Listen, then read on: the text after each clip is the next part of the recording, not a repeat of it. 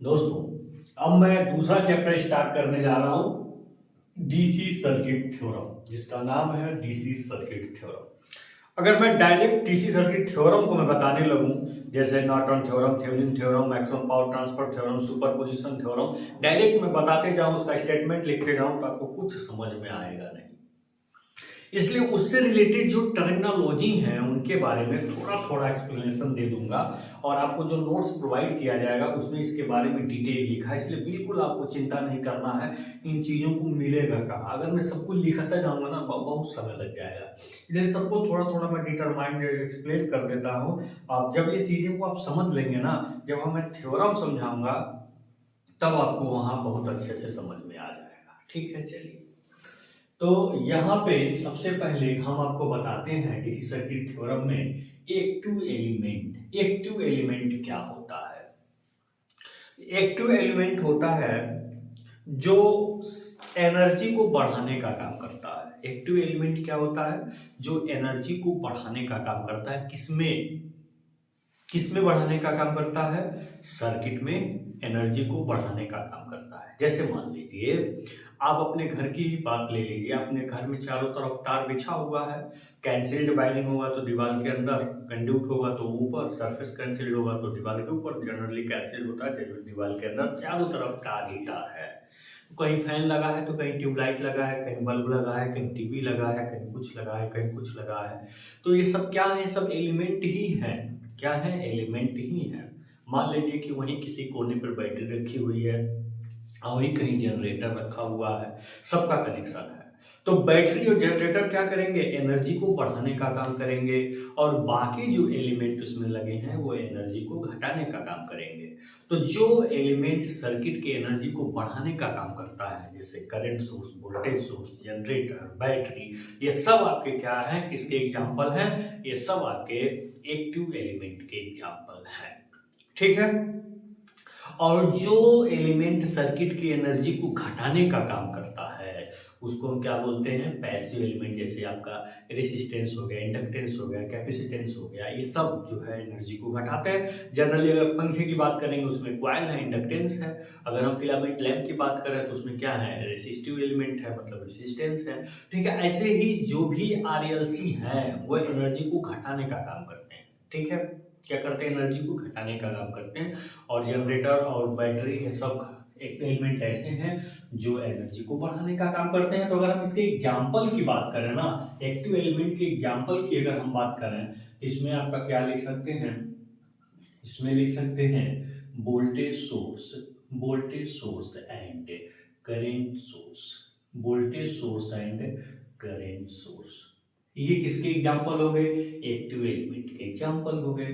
फिर दूसरा आपका क्या है? पैसिव एलिमेंट, जिसको हम निष्क्रिय युक्तियां कहते हैं। क्या कहते हैं? निष्क्रिय युक्तियां। ये क्या होती हैं? जैसे आपका रेसिस्टेंस हो गया, इंडक्टेंस हो गया, कैपेसिटेंस हो गया, आरएलसी, ये क्या है? पैसिव एलिमेंट है। ठीक है। चलिए चलिए इसके बाद आपका क्या है? नेटवर्क। नेटवर्क का मतलब क्या है? जो आपका एक्टिव एलिमेंट और पैसिव एलिमेंट, इनके जब इंटर कनेक्शन हो जाता है, इनको जब आपस में कनेक्ट कर देते हैं तो जो बनता है उसी को हम क्या कहते हैं? Network. Network is nothing, simply inter connection of active and passive element. Active और पैसिव एलिमेंट का जब हम इंटर कनेक्शन करते हैं, जस्ट लाइक अगर हम बात करें, यहाँ पे हमने एक्टिव एलिमेंट लगा दिया, यहाँ पे रेसिस्टिव एलिमेंट लगा दिया, तो ये क्या बन गया? नेटवर्क बन गया। ठीक है। फिर सर्किट क्या है? किसी क्लोज्ड एनर्जाइज्ड नेटवर्क को सर्किट कहते हैं। मतलब क्लोज्ड एनर्जाइज, मतलब ऐसे एक सर्किट उस नेटवर्क कहते हैं जिसमें करंट फ्लो हो सके, यानी कि वो क्लोज हो, तो क्या बन जाता है? सर्किट बन जाता है। यानी कि सारे सर्किट नेटवर्क हैं, क्योंकि सब सर्किट में इंटरकनेक्शन होता है एक्टिव पैसिव एलिमेंट का, लेकिन सारे नेटवर्क सर्किट नहीं है, क्योंकि सर्किट के लिए क्लोज पाथ का होना जरूरी है, यानी उसमें करंट का पास होना जरूरी है। तो आपका अगर ये आपका क्या है? नेटवर्क है, तो ये आपकी क्या है? ये आपकी क्या है? सर्किट है दोस्तों। ये चीजें आपको कहीं नहीं मिलेगी, सिर्फ इस प्लेटफॉर्म पे मिल रही है। ठीक है। फिर आगे देखिए टाइप्स ऑफ नेटवर्क। ये जो नेटवर्क है वो कितने प्रकार का होता है उसके बारे में हमने संक्षिप्त केवल इसको हम थोड़ा थोड़ा ओवरव्यू देंगे। डिफरेंट डिफरेंट टाइप्स के नेटवर्क होते हैं, जैसे लीनियर नॉन लीनियर का तो यूज आपके थ्योरम में होगा, इसलिए इसको समझना तो बहुत जरूरी है। बाकी भी नेटवर्क हैं जिनके बारे में थोड़ा थोड़ा जानकारी हम दे दें। एक्टिव नेटवर्क क्या होता है, जिसमें एक्टिव एलिमेंट का होना आवश्यक है, वही क्या है, एक्टिव एलिमेंट है। लेकिन पैसिव नेटवर्क क्या है, जिसमें कोई एनर्जी सोर्स ना हो, जिसमें कोई एनर्जी सोर्स ना हो, तो ये आपका कौन सा नेटवर्क है, पैसिव नेटवर्क है। ठीक है। ल्यूप्ड नेटवर्क क्या है, इसी को ल्यूप्ड नेटवर्क, जिसमें आरएलसी को एक ही जगह पे दिखाया जाए, आरएलसी को एक ही जगह पे दिखाया जाए तो ल्यूप्ड नेटवर्क होता है। डिस्ट्रीब्यूशन नेटवर्क क्या है, जिसमें पूरी लंबाई में आपका रेसिस्टेंस, इंडक्टेंस, कैपेसिटेंस क्या हो, फैला हुआ हो, डिस्ट्रीब्यूटेड हो।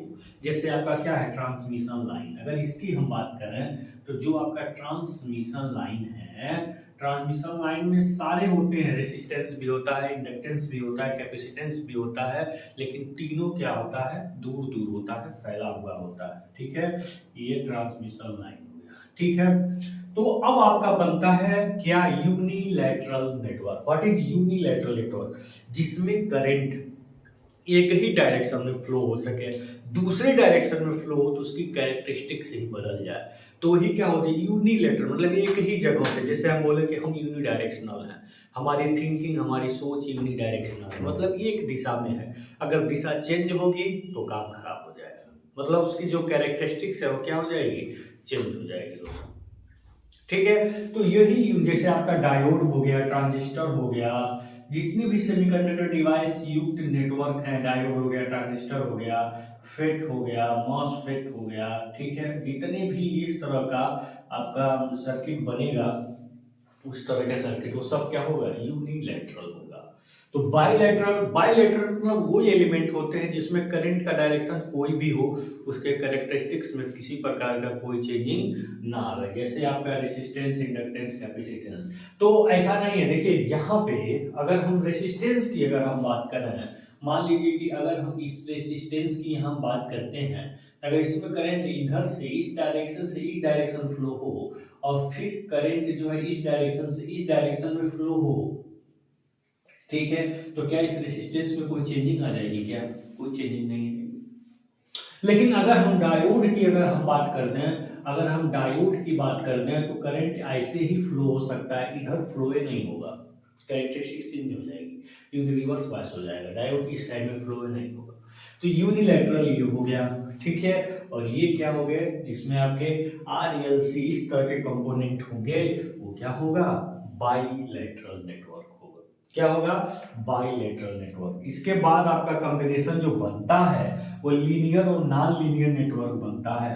ये लीनियर और नॉन लीनियर क्या होता है, विशेष ध्यान दीजिएगा, जिसमें वोल्टेज और करंट के बीच का ग्राफ क्या हो, लीनियर हो, दैट इज कॉल्ड लीनियर। मान लीजिए वोल्टेज हो या करंट हो, इसका जो ग्राफ हो ये लीनियर आगे तो क्या होता है, लीनियर नेटवर्क होता है। तो आरएलसी जिसमें यूज हुआ आ चाहे एल चाहे सी, तो लीनियर नेटवर्क होते हैं जिसमें वोल्टेज और करंट के बीच का रिलेशनशिप लीनियर ना हो, एक्सपोनेंशियल अदर कोई कर्व बनाए, तो वो होते हैं नॉन लीनियर नेटवर्क। जैसे आपका डायोड का नेटवर्क, डायोड हो गया, ट्रांजिस्टर हो गया, इसके जब कैरेक्टरिस्टिक खींचते हैं तो ये वोल्टेज और करंट के बीच का कैरेक्टरिस्टिक्स एक लीनियर डायग्राम ना मिलकर एक्सपोनेंशियल या किसी अदर टाइप का मिलता है। इसलिए जिसमें आपका डायोड, ट्रांजिस्टर, ठीक है, diode, transistor, FET, MOSFET, CMOS, जितने भी सेमीकंडक्टर डिवाइसेस हैं, जिसमें ये यूज हो गई, वो नेटवर्क ही नॉन लीनियर बन जाता है।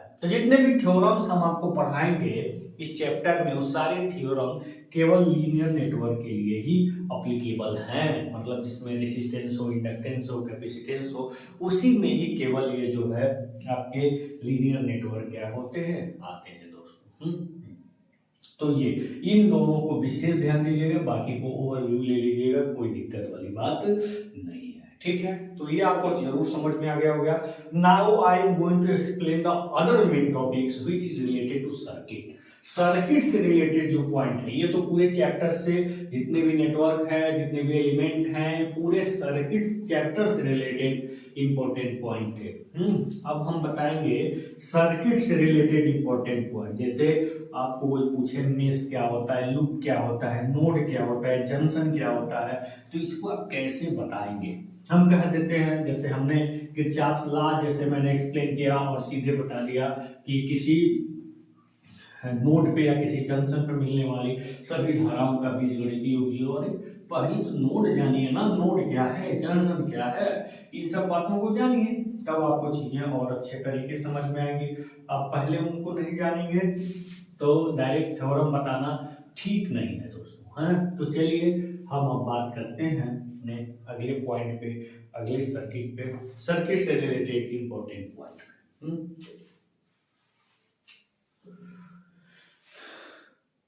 टॉपिक डाल दीजिएगा important points related to circuit. ठीक है, इसको हम क्या करते हैं, परिपथ से संबंधित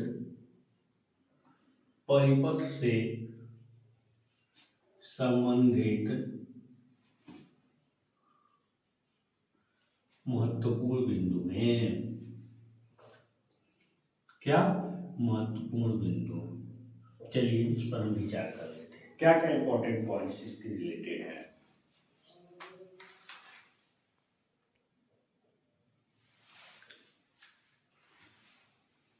तो देखिए आपके सामने एक सर्किट बना हुआ है, इससे रिलेटेड इंपॉर्टेंट पॉइंट्स जितने भी बन रहे हैं ना, सब हम आपको बताने जा रहे हैं। तो चलिए देखते हैं।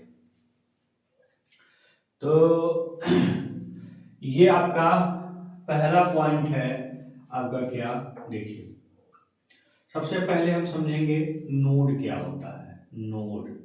नोड के बाद हम समझेंगे जंक्शन क्या होता है। ठीक है, जंक्शन के बाद समझेंगे मेश क्या होता है। क्या, मेश के बाद समझेंगे लूप क्या होता है। ठीक है, इतनी बातें हम आज समझेंगे। चलिए देखते हैं नोड क्या होता है। नोड हम कहते किसे हैं, नोड के लिए क्या टर्मिनोलॉजी है। नोड के लिए दो या दो से अधिक बिंदु होना जरूरी है, दो या दो से अधिक दो या दो से अधिक सर्किट एलिमेंट का कनेक्शन जरूरी है। किसका, सर्किट एलिमेंट किसका, सर्किट एलिमेंट का कनेक्शन क्या है, आवश्यक है। जहां पे दो या दो से अधिक सर्किट एलिमेंट आकर मिलते हैं वहां क्या होता है, नोड होता है। जैसे देख लीजिए ए पर भी ये का आपका एक्टिव एलिमेंट, ये पैसिव एलिमेंट आकर के ए से मिला, तो ये हो गया, दो एलिमेंट हो गए ना, दो या दो से अधिक। ठीक है, फिर बी पे आइए तो बी पे तीन एलिमेंट आके मिल रहे हैं, तो बी भी हो गया। सी पे आइए, सी पे भी दो एलिमेंट मिल रहे हैं, सी पर आ गया।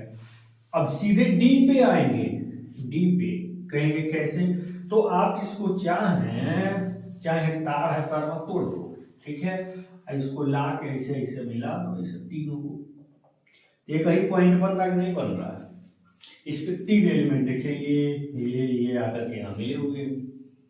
ठीक है, तो ये बन गए आपके ए बी सी डी। ठीक है, ये चारों क्या बन गए, नोड बन गए। इस सर्किट में क्या हो गए, चार नोड हो गए। तो समझाने के लिए था, इसीलिए जो है हमने उसको वहां पे नहीं दिखाया था। हाँ, ऐसा हम ऐसे नहीं कर सकते, ऐसे कर देंगे तो दोनों कहाँ जाएंगे। तो ये हो गया आपका। ठीक है, तो ये आपके नोड हो गए। अब जो जंक्शन है, जंक्शन का क्या क्राइटेरिया है, जंक्शन को जरा देख लेते हैं। जंक्शन, इसमें क्या होता है, तीन से अधिक सर्किट एलिमेंट का कनेक्शन होता है। इसमें क्या होता है, तीन से अधिक सर्किट एलिमेंट का कनेक्शन होता है। किसका, सर्किट एलिमेंट का।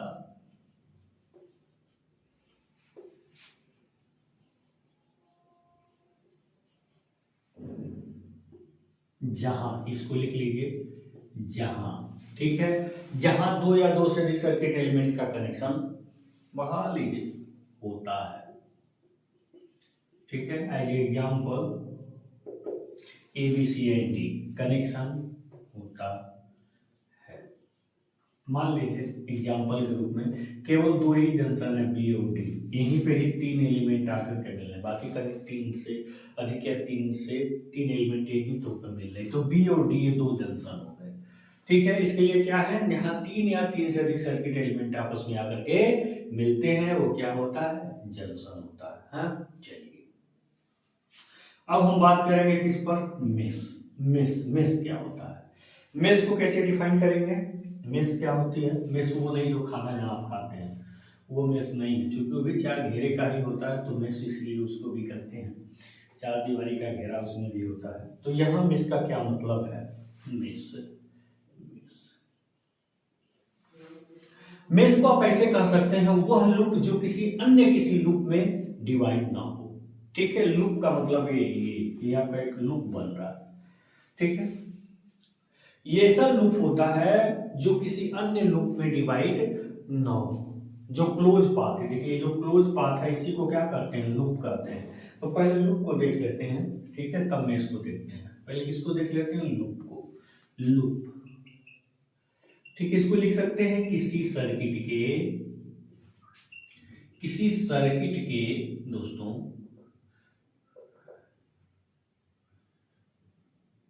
किसी सर्किट के क्लोज्ड पाथ को, किसको, क्लोज्ड पाथ को, किसी सर्किट के क्लोज्ड पाथ को क्या कहते हैं, लूप कहते हैं। बहुत सिंपल वे में मैं समझा रहा हूं,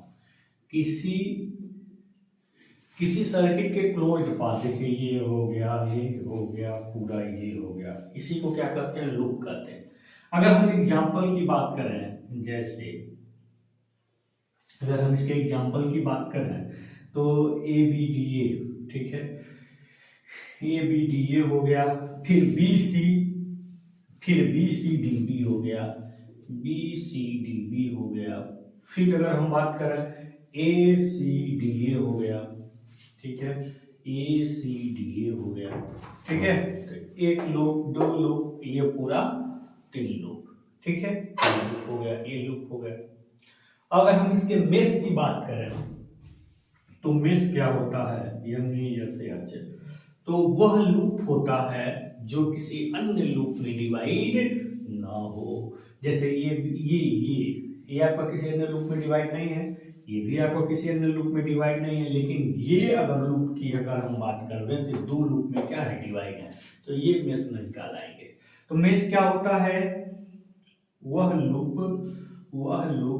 जो अन्य किसी लूप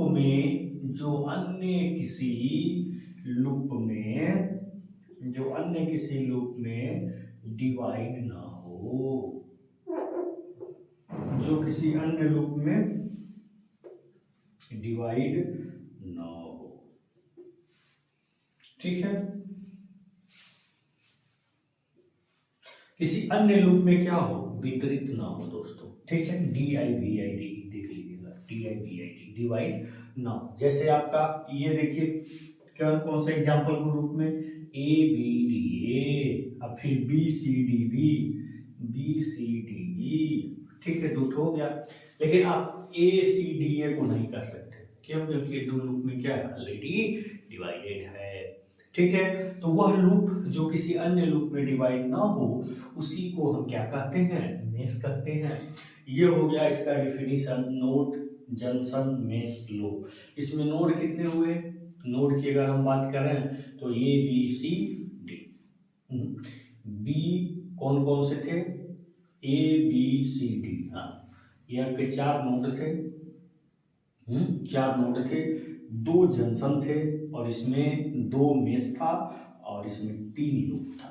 ऐसे क्वेश्चन पूछ सकता है कि सर्किट है, इसमें बताइए कितने मेष हैं, या बताइए कितने नोड हैं, या बताइए कितने लूप हैं, ऐसे क्वेश्चन आपसे पूछ सकता है। तो आप इसको कैसे काउंट करेंगे, ये प्रोसेस तरीका मैंने आपको बता दिया। चलिए एक क्वेश्चन हम ले लेते हैं, इससे रिलेटेड एक क्वेश्चन हम देख लेते हैं, जिसमें आपको बताना होगा कि ये कौन सी सर्किट है, सर्किट का नाम क्या है। अगर पूछे कौन सी सर्किट है तो आप कहेंगे एक्टिव सर्किट है, ठीक है। कोई पूछे कौन सा नेटवर्क है तो बोलेंगे एक्टिव नेटवर्क है। कोई आपसे पूछे कि और कौन कौन सा नेटवर्क है तो ये बाइलेटरल नेटवर्क भी है। और कौन सा नेटवर्क है, ये लीनियर नेटवर्क भी है, क्योंकि इसमें सब लीनियर एलिमेंट लगे हैं, ठीक है। तो ऐसे नेटवर्क का भी अगर नाम पूछे तो आप बता सकते हैं, हाँ? अब हम इस पर न्यूमेरिकल क्वेश्चन बताएंगे जिसमें सारी बातें आपसे पूछी जाएंगी और आप अकॉर्डिंग टू डिफिनीशन उसका आप जवाब देंगे, हैं? उसके बाद हमारा शुरू होगा नया खेल, जिसको थ्योरम्स के नाम से हम जानेंगे, जिसमें डिफरेंट डिफरेंट टाइप्स के थ्योरम को आपको क्या करना होगा, बताया जाएगा, हाँ? तो चलिए चलते हैं। हम बात करेंगे किस पर, थ्योरम पे अभी नहीं बात कर लेंगे, अभी हम एक क्वेश्चन आपके सामने लिखेंगे, अब फिर उस क्वेश्चन को हम क्या करेंगे, सॉल्व करवाएंगे, तब हम आगे बढ़ेंगे।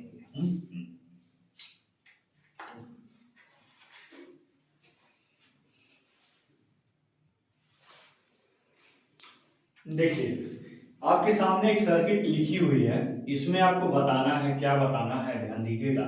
इसमें आपको बताना है उपरोक्त परिपथ में, ऐसे क्वेश्चन आपसे पूछ सकता है, उपरोक्त परिपथ में, उपरोक्त परिपथ के बारे में सभी इंपॉर्टेंट पॉइंट्स लिखिए, इंपॉर्टेंट पॉइंट्स को लिखिए, ठीक है। आपके सामने एक क्वेश्चन दे दिया, एक सर्किट दे दिया, जितने भी इंपॉर्टेंट पॉइंट्स इस सर्किट से रिलेटेड हो सकते हैं सब लिखिए, इसके बारे में पूरा लिखना है, ठीक है। सबसे पहले अगर हम बात करें कि कौन सा नेटवर्क है, तो ये एक्टिव नेटवर्क है। क्यों एक्टिव है, किसमें, इसमें करंट सोर्स भी है और वोल्टेज सोर्स भी है, तो ये आपका एक्टिव नेटवर्क है, कह सकते हैं एक्टिव सर्किट भी कह सकते हैं, क्लोज्ड है ये, ठीक है। फिर आपका दूसरा क्या है, ये एक्टिव नेटवर्क हो गया। ये लीनियर नेटवर्क भी है, क्या है, लीनियर नेटवर्क भी है। क्यों, क्योंकि इसमें आरएलसी सर्किट मतलब आर का यूज किया गया है, ठीक है। तीसरा, सब एक जगह पे रेसिस्टेंस है तो एक जगह पे, ये एक जगह पूरा इसका रेसिस्टेंस एक जगह पे, ठीक है। तो ये ल्यूम्प्ड नेटवर्क भी है, क्या है, ल्यूम्प्ड नेटवर्क, जिसको मैंने बताया एक जगह पे होने की वजह से, ठीक है। फिर आपका चौथा क्या है, चौथा एक्टिव नेटवर्क हो गया, लीनियर नेटवर्क हो गया, ल्यूम्प्ड नेटवर्क हो गया, फिर बाइलेटरल नेटवर्क भी है, क्या है, बाइलेटरल नेटवर्क भी है, ठीक है। ये हो गया आपका, वही मैंने किरचॉफ लॉ में मैंने एप्लीकेशन नीचे लिखा हुआ है किरचॉफ लॉ के, किरचॉफ लॉ आपका एक्टिव नेटवर्क और बाइलेटरल नेटवर्क और नॉन लीनियर नेटवर्क सबके लिए एप्लीकेबल है। तो बार बार अगर ऐसा पॉइंट्स आते हैं तो आप यहीं से इनको समझ लीजिएगा, हाँ हाँ। अब चलिए बात करते हैं नोड्स, इसमें नोड्स कितने हैं, हाउ मेनी नोड्स, नोड्स जहाँ दो से ये भी आपका नोड है, बी भी आपका नोड है, सी भी आपका नोड है दोस्तों, और डी भी आपका नोड है, ठीक है। तो ए बी सी डी ये आपके क्या हो गए, नोड्स हो गए।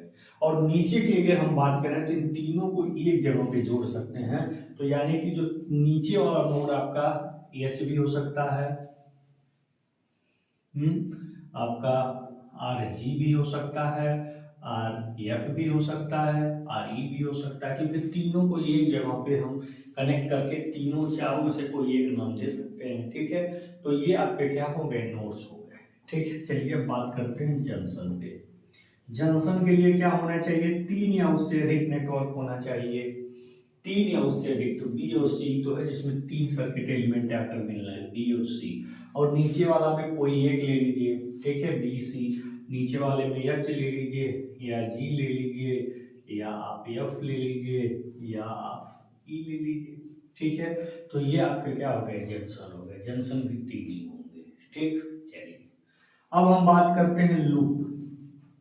अब देखते हैं इसमें लूप कितने हैं, तो एक लूप, दो लूप, तीन लूप, अब फिर ये चार लूप, फिर ये पांच लूप, ध्यान दीजिएगा। फिर ये 5 लूप, और फिर ये आपका पूरा टोटल, टोटल कितना होगा 6 लूप। कितने लूप बन रहे हैं इसमें, 6 लूप बन रहे हैं। देखिए कौन कौन, ए बी जी एच, कौन कौन सा इसमें अगर लूप की अगर हम बात कर लें, अगर इसमें हम लूप की बात कर लें तो कौन कौन से लूप हैं, ए बी जी एच। फिर क्या क्या है, नाम आप खुद लिख सकते हैं, कोई बहुत बड़ी बात नहीं है, नाम आप स्वयं लिख सकते हैं, A B G H, B C D F G, फिर सी डी ई एफ, फिर आप ए सी एफ एच, ठीक है, फिर बी डी ई जी, और फिर पूरा ए डी ई एच, ठीक है। ये पूरा इस तरह से कितने लूप होंगे, ऐसे ही 4 लूप आपके हो जाए, 6 कितने लूप, 6। फिर आपका 8वां आपके मेष, इसमें मेष कितने हैं, तो मेष आप बताइए कितने हैं।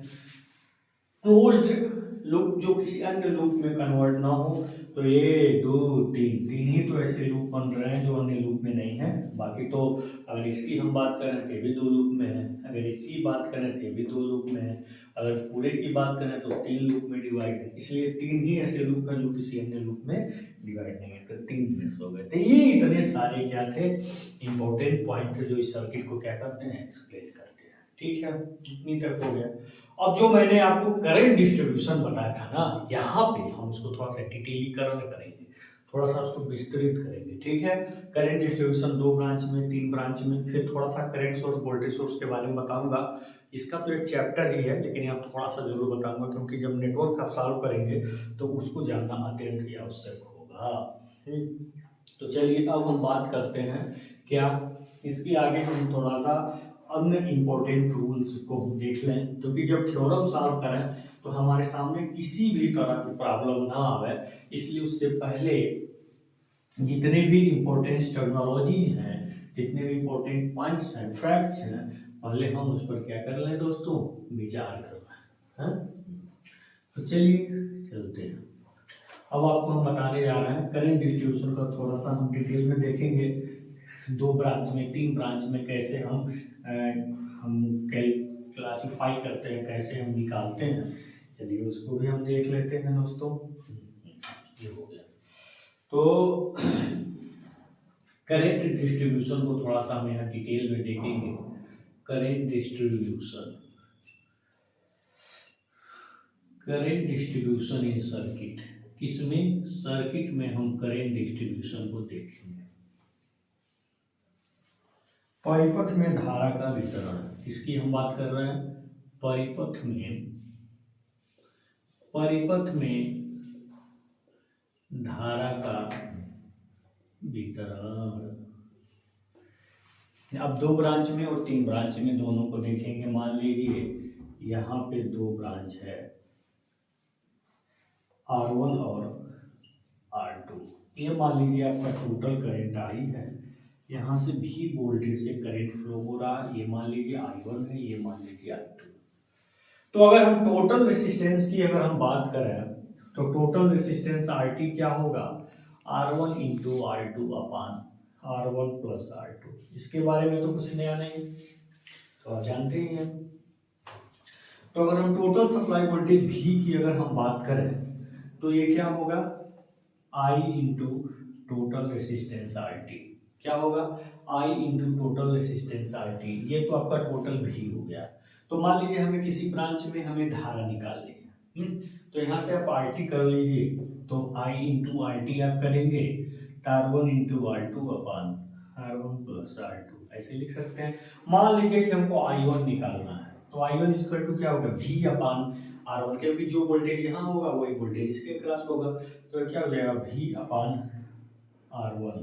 तो आपका V कितना है, यही है ऊपर लिखा हुआ है V, तो V की पूरी वैल्यू लिख दीजिए, I equal to R1 R2 upon R1 plus R2, नीचे आपका क्या है R1। तो यहाँ से देखिए R1 से R1 कैंसिल आउट हो गया, तो आपका जो वैल्यू, जो फार्मूला निकल के आया वो यही निकल के आया जो हम डायरेक्ट बताए थे, R2 upon R1 plus R2 into total current IT, total current I। आई लिखें तो आई मान लेंगे। इस प्रकार से I1 निकालने का एक फार्मूला जो हमने डायरेक्ट लिखा था, यहाँ पे हमने उसको एक्सप्लेन कर दिया कैसे वो आया। I1 हमको निकालना, I1 तो V अपन R1, V की value total current into total resistance हमने लिख दिया, बस काट दी। ठीक है, इसी प्रकार से अगर हमें I2 को क्लासिफाई करना हो, I2 तो सीधे I में से I1 घटा देंगे, निकल जाएगा। फार्मूला चाह रहे हैं तो भी कर लीजिए। तो अगर I2 आप जानना चाह रहे हैं तो V अपन क्या हो जाएगा R2, और V की वैल्यू क्या है I into RT upon R2, तो ये I है, RT की वैल्यू R1 R2 अपन R1 प्लस R2, और नीचे आपका क्या आ रहा है R2, तो फिर R2 से R2 कैंसिल हो गया, R1 upon R1 plus R2 into क्या हो गया I, ये हो गया आपकी I2 की वैल्यू। इस प्रकार से I1 और I2 देखिए कितनी आसानी से आप सर्किट के क्वेश्चंस को सॉल्व कर सकते हैं। तो दो मेन रिजल्ट जो आपके सामने आते हैं दो सर्किट में, उनको हम एक जगह पे आसानी से लिख सकते हैं। यहाँ से आपका I1 क्या होगा R2 upon R1 plus R2 into I, ये पहला रिजल्ट हो गया। और दूसरा result I2 is equal to R1 upon R1 plus R2 into I। ठीक है, ये आपका दूसरा रिजल्ट हो गया। ठीक है, तो यही दो रिजल्ट इसमें मेन है, और यही दो रिजल्ट आपको क्या करना है याद रखना है, क्योंकि तभी आप न्यूमेरिकल क्वेश्चंस को क्या कर पाएंगे सॉल्व कर पाएंगे। तो ये दो में है। ठीक है, अब हम तीन सर्किट में देख लेते हैं, तीन सर्किट में कैसे हम इसको निकालते हैं दोस्तों। जो अत्यंत ही महत्वपूर्ण हो जाता है ये बात है। क्यों? क्योंकि जब डीसी सर्किट थ्योरम सॉल्व करेंगे ना, जिसमें किसी पर्टिकुलर ब्रांच में करंट निकालने को बोलेगा, उस ब्रांच में आप तभी करंट निकाल पाएंगे जब उसका डिस्ट्रीब्यूशन जान पाएंगे। है, तो डिस्ट्रीब्यूशन जानने के लिए आपको करंट डिस्ट्रीब्यूशन ला आनी चाहिए, इसीलिए मैं इस पर फोकस कर रहा हूँ, इसको बता रहा हूँ। ठीक है, न्यूमेरिकल क्वेश्चन आप आसानी से सॉल्व करना, इसके इस पर्पज से हम इसको बता रहे हैं।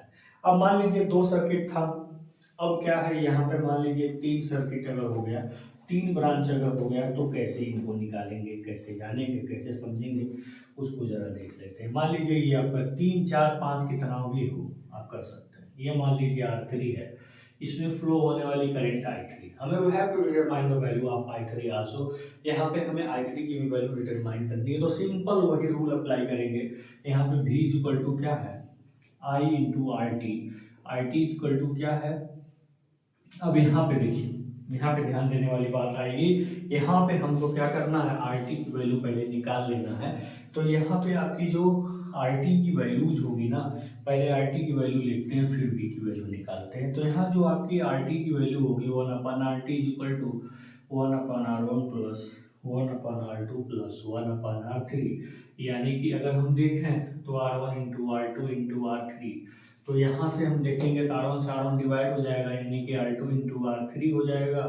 ये 2 है तो यहाँ पे R1 इंटू R3 हो जाएगा, और फिर 3 है तो R1 इंटू R2 हो जाएगा। ठीक है, 2 3 3 1 1 2, तो ये हो गया 1/RT। तो यहाँ से अगर RT निकालेंगे तो क्या मिलेगा R1 R2 R3 अपन R2 into R3 plus R3 into R1 plus R1 into R2, चक्रीय एक्सप्रेशन में है 1 2 2 3 3 1। ठीक है, 1 2 2 3 3 1, RT की वैल्यू यहाँ से आपको मिल गई।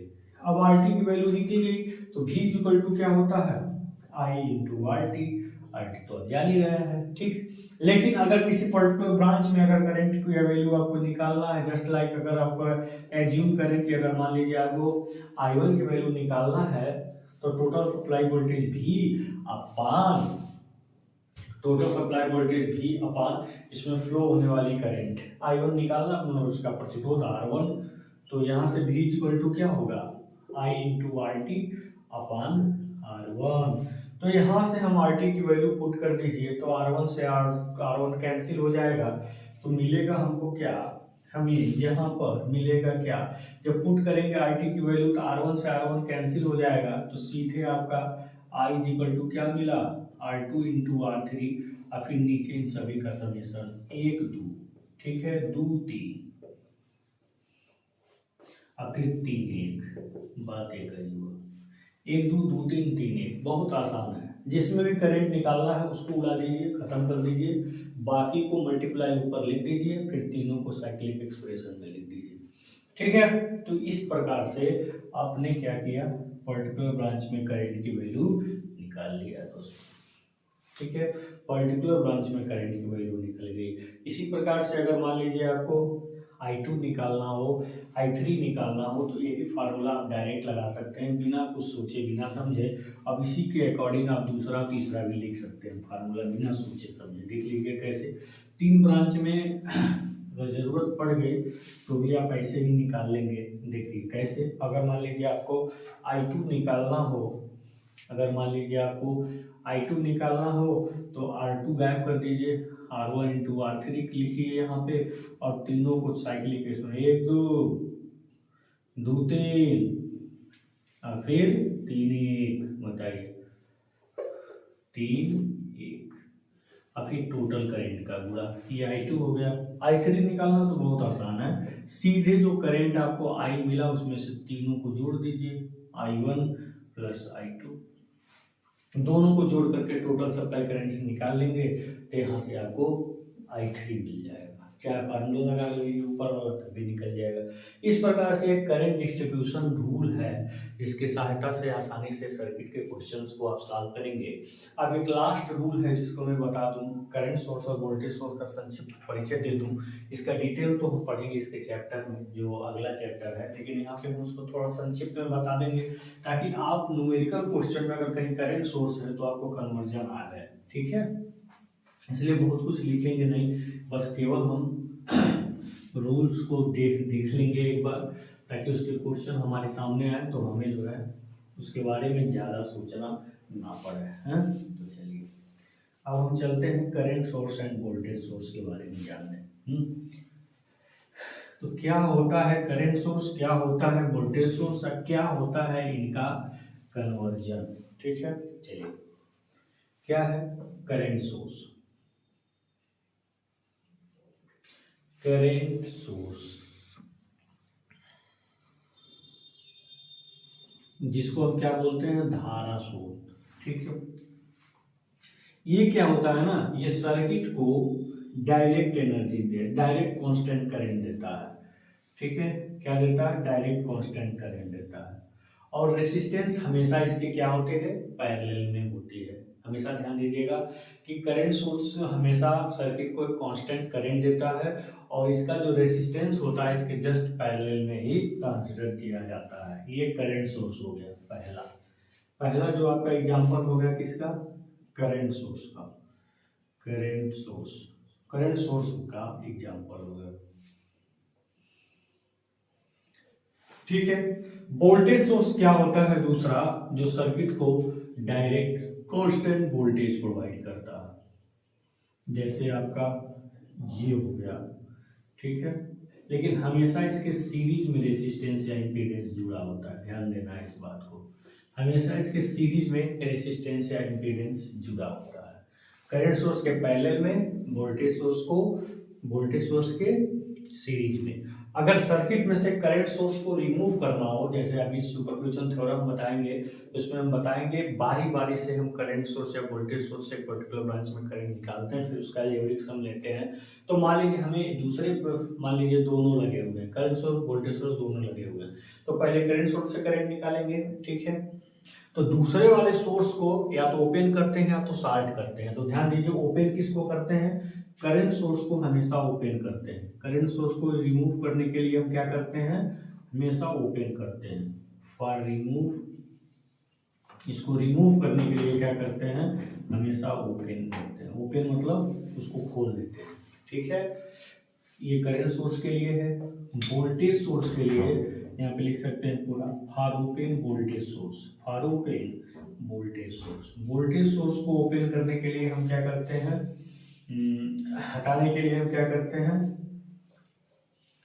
फॉर रिमूव वोल्टेज सोर्स आप लिखेंगे, for remove voltage source. Voltage source को अगर रिमूव करना हो तो हम इसको क्या करते हैं, शॉर्ट करते हैं। क्या करते हैं, शॉर्ट करते हैं। फॉर रिमूव वोल्टेज सोर्स, इसका क्या करते हैं, शॉर्ट सर्किट करते हैं।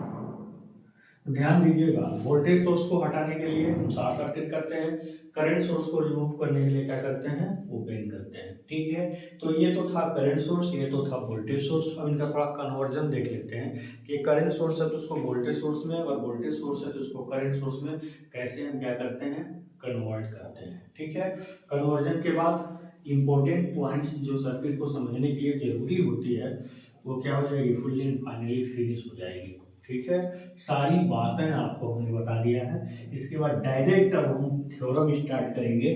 सबसे पहला थ्योरम होगा सुपरपोजिशन थ्योरम। आपको बहुत अच्छे से समझ में आएगा क्योंकि आप बेसिक चीजों को समझ ले रहे हैं पहले से ही। जितनी भी जरूरत की चीजें हैं वो आप समझ ले रहे हैं। तो चलिए हम बात करते हैं conversion of voltage source into current source.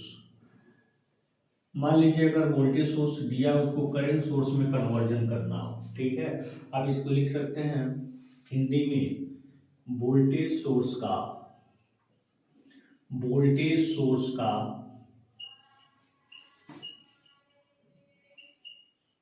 Current source में रूपांतरण। क्या बात करने जा रहे हैं हम, रूपांतरण के बारे में। मान लीजिए कोई आपके सामने इस प्रकार का वोल्टेज सोर्स दे दिया है, कितना 20 वोल्ट, और इसके सीरीज में रेजिस्टेंस दे दिया है 5 ओम का, और ये कह रहा है कि इसको करंट सोर्स में कन्वर्ट करिए। ठीक है, ऐसे कर दे कि उपरोक्त वोल्टेज सोर्स को, क्वेश्चन ऐसे पूछ दे, उपरोक्त वोल्टेज सोर्स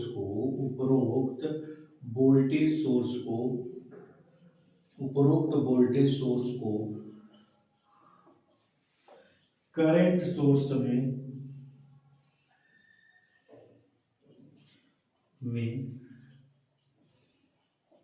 कन्वर्ट कीजिए। तो कैसे इसको कन्वर्ट करेंगे। ठीक है, आपके सामने क्वेश्चन दे दिया और आपसे ये पूछ रहा है ऊपरी वोल्टेज सोर्स को किस में कन्वर्ट करना है, करंट सोर्स में क्या करना है बेटा, कन्वर्ट करना है। तो वोल्टेज सोर्स को करंट सोर्स में कन्वर्ट करने के लिए हमारा प्रोसेस क्या होता है, चलिए इसको देख लेते हैं। तो यहाँ से हम करंट की वैल्यू निकालेंगे, आई इक्वल टू क्या होता है, V अपन R। तो V आपका क्या है, 20 है, और R कितना है, 5 है, तो 5 का 20, 4 एम्पियर हो गया। तो अब यहाँ पे 4 एम्पियर का करंट सोर्स दिखाएंगे। क्यों ऊपर तीर दिखा रहे हैं, क्योंकि प्लस, जिधर प्लस होता है उधर ही तीर दिखाते हैं। तो ये हो गया आपका कितना, 4 एम्पियर का करंट सोर्स हो गया। अब यही जो रेसिस्टेंस सीरीज में हुआ करता था, यही इसके किस में हो जाएगा, पैरेलल में हो गया। तो ये हो गया कन्वर्जन किसमें, करंट वोल्टेज सोर्स का करंट सोर्स। ठीक है, अब जस्ट इसके उल्टे, इसका उल्टा अब हम देखते हैं, जस्ट इसका उल्टा हम देख लेते हैं कि अब हम बताएंगे आपको करंट सोर्स का वोल्टेज सोर्स में कन्वर्जन। बेटा इसको नोट डाउन जरूर कर लीजिएगा। ठीक है, बहुत जरूरी है नोट डाउन करना। ठीक है, तो हम आपको बताने जा रहे हैं क्या, करंट सोर्स का वोल्टेज सोर्स में कन्वर्जन या रूपांतरण। तो चलिए अब पहला जो है जस्ट इसका उल्टा हो जाएगा, ये आपका करंट सोर्स हो जाएगा, ये आपका वोल्टेज सोर्स हो जाएगा।